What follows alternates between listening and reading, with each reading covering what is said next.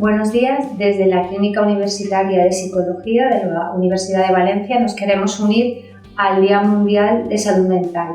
La salud mental entendida como algo positivo, sin pensar siempre en centrarnos en la enfermedad, en las situaciones negativas, fundamental para el desarrollo de nuestra vida. En esta clínica se tienen en cuenta todos los consejos de la OMS y por ello tratamos a personas desde niños a ancianos. Cubrimos todo el ciclo vital en las distintas situaciones y crisis que pueden aparecer a lo largo de la vida.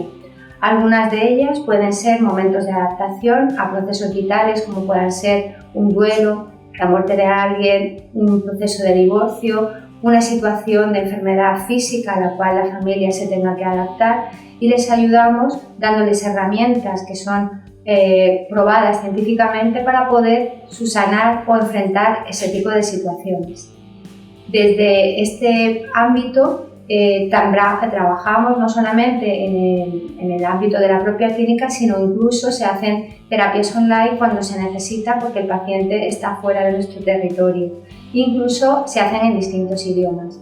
La mejora y la adaptación de la salud mental repercute en toda nuestra sociedad, haciendo que se produzcan menos bajas laborales, mayor adaptaciones escolares y, en definitiva, una mejora en toda la salud en todos los ámbitos de la vida.